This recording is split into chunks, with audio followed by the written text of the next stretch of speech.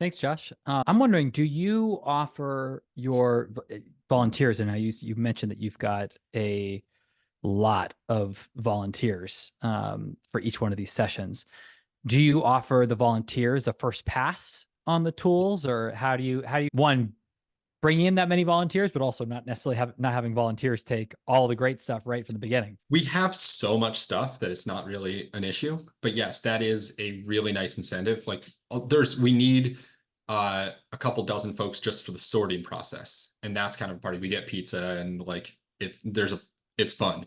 But we say, yeah, if you do that while you're sorting, everybody's creating their own little piles of tools. And it's fine. I mean, we want them to be as happy as possible. And it's suggestion donation. We say you can just take that stuff. Often they give us money too because they love what we're doing. That's why they're volunteering with us. But we make it clear that the work that they're doing, they can just, unless they're getting everything, they can just take it. But yeah, we let them have a pass. Mm-hmm. They always get a couple tools, but there's just so many tools in this world. It's not an issue. How are you taking donations for those items? Through Yeah. digital payments, Yep. cash. Like, what does that look like? Both And digital. who's taking that?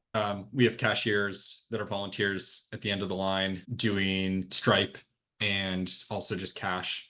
And certainly we're trying to do as much tracking as we can so we're getting a sense of what's working and what's not. But most of it's digital payments or credit card payments. You can go to our website and just donate through that, or we also have card readers so you can do credit card. Anyone else have any questions about this model and/or because there's a lot of folks that are maybe still in that same space that Josh and the crew were a few years ago, where it's, maybe 500, 700, 800, maybe 1,000 is like as a goal. Any other questions about how that pivot kind of grew? The pivot was instantaneous for us. Like it was just a decision, really. Knowing that we wanted to do something with these tools, the how kind of followed. I think the biggest thing is space and volunteers, honestly. And I think it's so fun that volunteers want to get involved. And space, it really depends on where you're at. If you're just out of a shipping container and that's really all the space you got, I know that can be really tricky. But maybe there's a little Rubbermaid shed you could create, or maybe there's somebody with a garage, or there's some new shelves you can put up. But I mean, I know there's not always space, but that's what I suggest. We thought we were full, and now we're more full. There's always these nooks and crannies, but I do think just stockpiling the stuff and figuring out how to do that efficiently is the first step. And then setting a date, making it happen. A final question for you before we move on is, oftentimes when people donate to a tool library, a nonprofit or something, they're hoping that unit is going to get used by that group we talked about earlier. Like it's a way of participating in the work, saying, okay, this is something I can offer.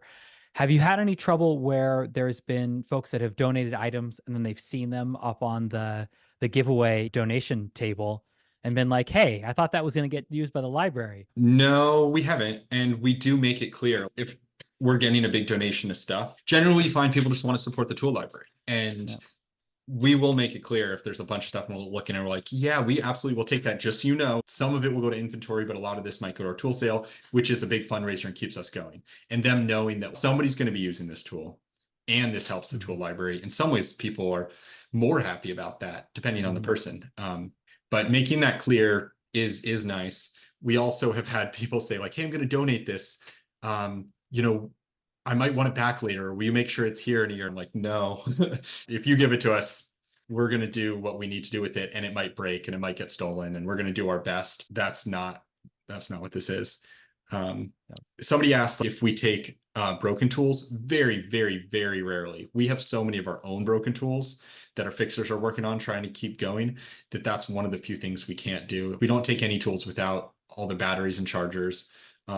But this is also nice. We try to have only nicer battery operated tools and try to keep them in somewhat similar brands.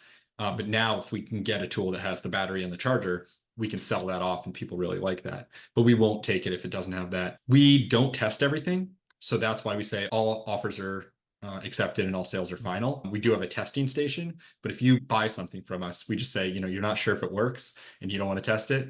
This is your risk and just pay us very little. That's fine. We spent very little effort to get it and get rid of it. So give us very little, take that risk or don't. And people can make that choice. Wait, Josh, you didn't say anything about Ridwell. Oh yeah, got to mention Ridwell. Okay. Yes, one of the reasons why we're so successful last year was that we have a partnership with Ridwell, which you might have in your town, or there might be some similar thing. Ridwell does hard to recycle items, so you put a box out in your front, you can put like batteries and light bulbs and that kind of thing. And they have community partnerships where they will work with a community organization that can take a certain kind of item. So Amanda and I were working with Ridwell, and they collected a whole bunch of tools for us, and we each got 4 pallets of tools, which was great for us because we were starting our new tool library. So some of our tools went to that, some went to the tool sale, and that was hugely successful. And I think we'll try to do that every other year with them if they're open to it. This year, with starting a new tool library, we actually have more tools than we've ever had, even more than Ridwell had gotten with those 4 pallets of tools. But yeah, Ridwell's awesome. So I recommend looking for something like that as a partner if you're looking for more tools. But we also just find putting out a call, it's crazy how many tools are out in this world.